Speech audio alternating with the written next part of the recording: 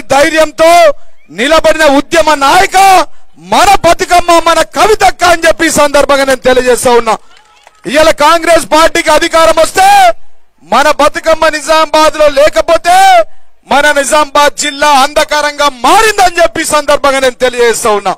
మన ఫ్యామిలీ కేసీఆర్ గారు అంటే మన కవితక్క అంటే మన వర్కింగ్ ప్రెసిడెంట్ కేటీఆర్ గారు అంటే మనది ఫైటర్స్ ఫ్యామిలీ అని చెప్పి సందర్భంగా తెలియజేస్తా ఉన్నా.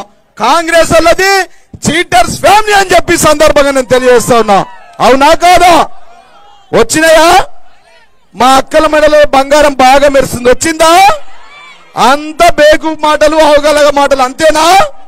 ఇయ్యాల మన కవిత వచ్చింది, మొదటిసారిగా వచ్చిన తర్వాత జిల్లాలో ఏమైనా అభివృద్ధి జరిగిందంటే మన జరిగిందా?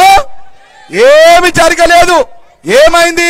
రేవంత్ రెడ్డి ఏమంటుండంటే ఓటుకు నోటు దొంగ ఏమంటుండో దేవుళ్ళ మీద 6 గ్యారంటీలకు తూట్లు, కేసీఆర్ గారికి కవితమ్మకు కేటీఆర్ గారికి తిట్లు. ఇంతేనా? ఇంకేమైనా ఉన్నాయా? ఈ ముఖ్యమంత్రిది ఉన్నదా? ఇది ఇందిరమ్మ రాజ్యం కాదు. అణిచివేత, అక్రమాలు, కాల్చడాలు, కూల్చడాలు, పేల్చడాలు మాత్రమే అని చెప్పి సందర్భాన్ని నేను తెలియజేస్తున్నా. కాదా? నేను ఎక్కువ మాట్లాడా. ఈ రోజు నుంచే నిజామాబాద్ జిల్లా బిడ్డ కాంగ్రెస్ బీజేపీ నాయకులారా ఆట మొదలైంది మన కవితమ్మతోనని చెప్పి సందర్భంగా తెలియజేస్తా ఉన్నా. అంతేనా? దిగుదామా? దమ్ముందా? చూసుకుందామా? ఇక మీరు 10 ఏళ్లలో తెచ్చిన చెప్పండి. మా కవితకి ఇయ్యాల వచ్చింది కదా, రేపటి నుంచి మీ లిస్టు చెప్పండి. మా భారతం చదువుతాం బిడ్డ. మేం చేసిన పనులు చెప్తే మా ఎమ్మెల్యేలు మా కవితక్క మా ఆధ్వర్యంలో కవితక్క ఆధ్వర్యంలో చేసి మన తెలంగాణ తొలి ముఖ్యమంత్రి గారు ఇచ్చిన పథకాలు తీస్తే చెప్తే రామాయణం, వింటే మహాభారతం వరుస్తుందా? ఓడది. కాబట్టి నేను ఎక్కువ మాట్లాడా. కాబట్టి ఇప్పుడు మన బయట దేకిలింగే అనేటోళ్ళంతా చేతులు ఎత్తురు. అంతేనా?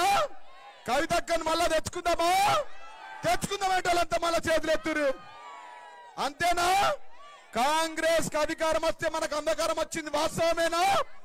ఇప్పుడు మన అందరి నాయకురాలు మన కవితమ్మ, మన బతుకమ్మని మన కవితక్కను మాట్లాడవలసిందిగా కోరుతా ఉన్నాం. జై తెలంగాణ!